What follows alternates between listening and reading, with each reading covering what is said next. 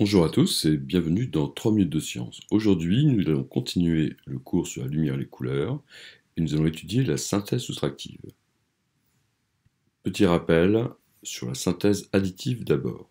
La synthèse additive, c'est quand on éclaire les objets avec une lumière, avec une source primaire. Il nous faut 3 ampoules, une rouge, une bleue, une verte. Si on éclaire une feuille de papier avec ces 3 sources lumineuses, on obtient 3 taches de couleurs primaires qui sont, comme vous vous rappelez, pour la synthèse additive, le rouge, le vert et le bleu. On obtient avec l'intersection de ces 3 faisceaux lumineux aussi ce qu'on appelle les couleurs secondaires, qui sont le magenta, le jaune et le cyan. L'intersection des 3 faisceaux, donc l'addition du rouge, du vert et du bleu, donne le blanc. L'utilisation technologique que vous connaissez tous les jours évidemment, un peu trop souvent d'ailleurs, eh bien ce sont les écrans de téléphone, ou les écrans en général, et quand on allume tous les pixels, rouge, vert, bleu, on obtient du blanc. Quand on allume uniquement les rouges et les verts, on obtient du jaune, puis du magenta ou du cyan. L'œil est trompé parce qu'en fait, ces pixels sont très très petits, donc les couleurs ont l'impression de se superposer, ce qui nous permet de créer des millions de couleurs différentes. On rappelle aussi que la couleur des objets, c'est quand un objet est éclairé par exemple en lumière blanche, la superposition de toutes les couleurs, eh bien un objet vert renvoie du vert. On peut aussi considérer que cette pomme verte, c'est comme un filtre vert. Si on éclaire avec de la lumière blanche, eh bien à travers ce filtre vert, il ne sort que la longueur d'onde verte. Donc une pomme verte, c'est comme un filtre vert. De même, on va pouvoir considérer qu'une tomate est comme un filtre rouge. Elle ne laisse passer que la longueur d'onde du rouge. Vous êtes prêts? C'est maintenant qu'on attaque vraiment.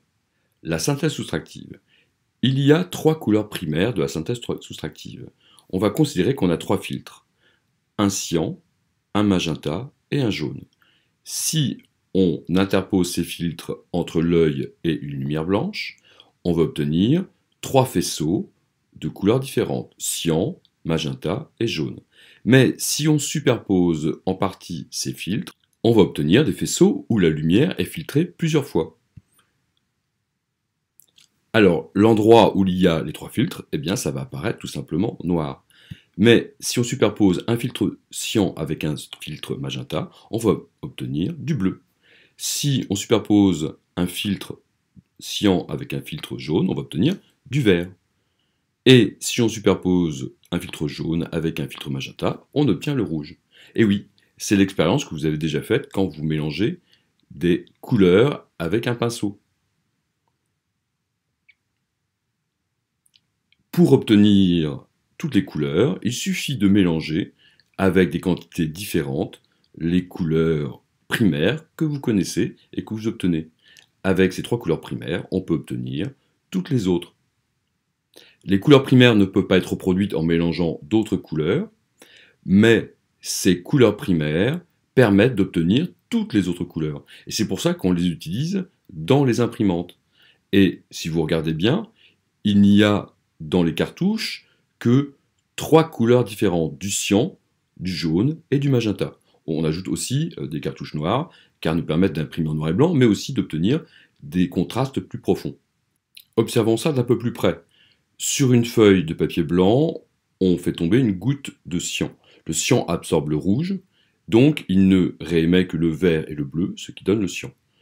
Le jaune absorbe le bleu, donc il réémet du rouge et du vert, ce qui donne le jaune. Si on mélange ces 2 gouttes de cyan et de jaune, eh bien, à la superposition ou à l'endroit où on mélange, eh bien, le rouge et le bleu sont absorbés, il ne sort que du vert. Même chose avec du magenta et du jaune. Le magenta absorbe le vert, donc il sort le rouge et le bleu, ce qui donne du magenta. L'autre tache jaune n'absorbe que le bleu. Si on les mélange, à l'endroit où on mélange, le vert et le bleu étant absorbés, on ne voit que du rouge. Donc magenta plus jaune égale rouge. Maintenant, les derniers mélanges, enfin, magenta plus cyan, donc le magenta, vous savez qu'il absorbe le vert, le cyan, vous savez qu'il absorbe le rouge, donc à l'endroit où on mélange, le vert et le rouge sont absorbés, donc il ne sort que du bleu. Magenta plus cyan égale bleu. Voilà, c'était encore une fois assez long, assez compliqué. Je ferai une vidéo de synthèse, mais merci d'avoir suivi et à bientôt. Au revoir.